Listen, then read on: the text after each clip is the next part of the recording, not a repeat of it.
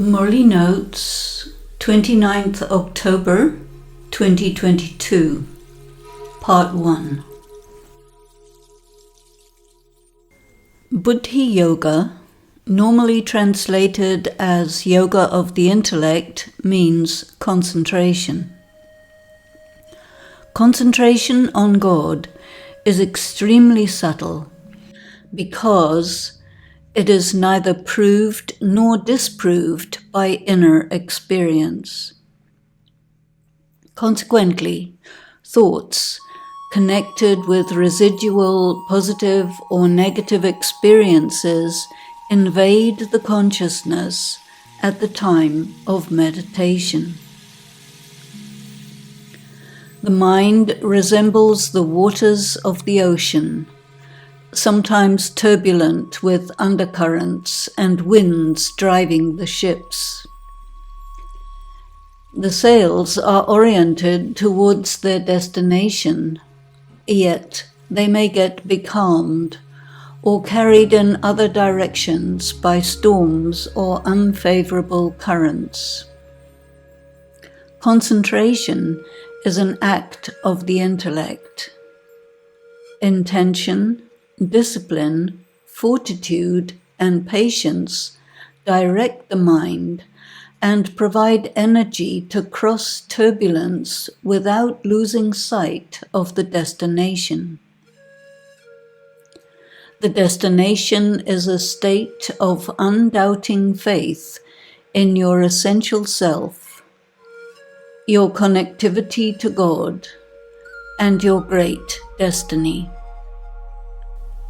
Navigation is determined by Srimat. The directions of God are concepts that keep you moving inexorably to your destination. This creates certainty and is reflected in the aphorism, "Firm determination leads to inevitable success." Do not give up, regardless of how you feel or what is happening around you. Circumstances mean nothing. They neither prove nor disprove anything. Your intention, backed by an intellect filled with knowledge, brings certain success. Acting according to the deep philosophy of karma makes you independent of the ups and downs of ego reactions to situations and circumstances. Settlement of karma is an energy that seeks to turn you away from your goal, but this is a distraction. Pass through the tests and continue toward your destination. Follow the 3 stars. The point of light of yourself, the point of light of God, and the point of light of your destination. Your journey across turbulent seas is the process of purification. The pairs of opposites, heat and cold, success and failure, fame and defamation are all part of the process. Keep on moving forward with focused attention. Do not be dissuaded by superstition, faulty logic, or public opinion. Your study is about the cycle of 84 births. You have to understand the ways of existence. From a perfect state, there is decline, deterioration, and you're ineffective but sincere resistant to it over the course of many lifetimes. Ultimately, you receive adequate information to make your resistance effective and successful to the point of attaining your original state of perfection and integrity once again. When you reach the cusp of the end and the beginning, you have to function differently. You must now return to the original home of light beyond. Why is inner experience important and significant? Once you are gifted with an inner experience, you have to give considerable time to contemplate on what it means. Having understood the significance, there is no further need for repeated experience. Once is enough for you to know. Once you know, you can act on that knowledge. Inner experience that has been well considered is the basis for faith. This is not blind faith. Blind faith depends on suspension of disbelief. Real faith depends on fully understanding and appreciating the significance of inner experience. It is important to distinguish between misleading inner experiences based on past trauma, sense perception, and desire from those inner experiences that are divine gifts.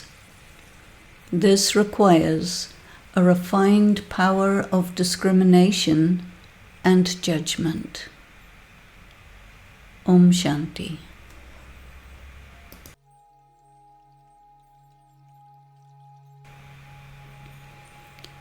Murli Notes, 29th October 2022. Second part. Gyan and Vigyan, Physics and Metaphysics, the Technology of Yoga. Physical silence is still physical.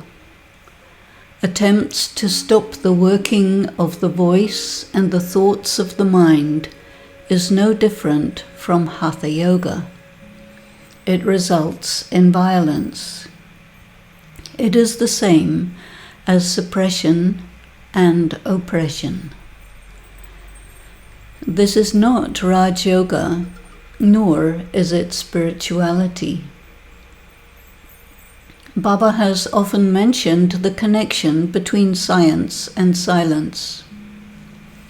Many BKs interpret this as physical silence because it corresponds with their efforts of many lifetimes of bhakti and self-suppression in the name of religion and spirituality. The power of silence is not the power of physical repression of the natural activity of the mind. Silence occurs once the soul has succeeded in not accepting thoughts that arise from sense perceptions.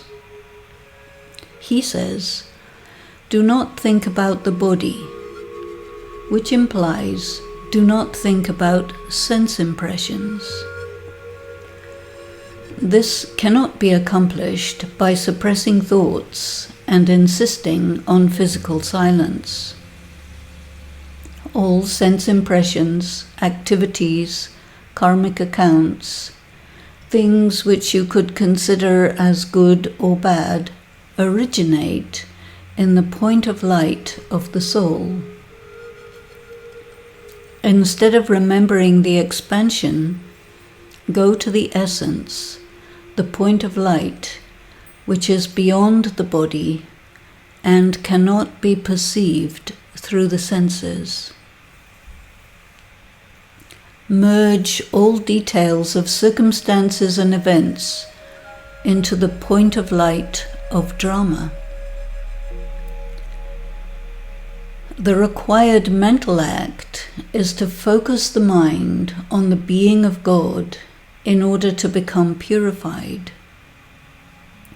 This will provoke many thoughts connected with your karmic accounts. Remain focused on the being of God, the point of light, while all hell breaks loose in your mind. Do not give that any attention. let it be. Avoid letting the thought storms catch your attention. Keep the intellect independent of what is going on in the mind.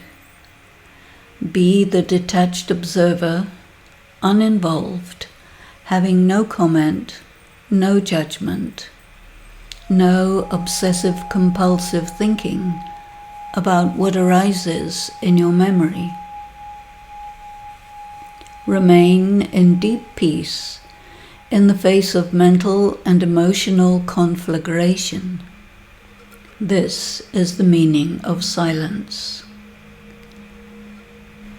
In the great heat of these volcanic eruptions of thoughts and emotions in the mind, remain cool. This heat is the fire of yoga that burns the sins. If you get caught in the eruption, then instead of the sins getting burnt, they increase, intensify, and pull you into some form of violence. You have choice and must exercise your options. Om Shanti.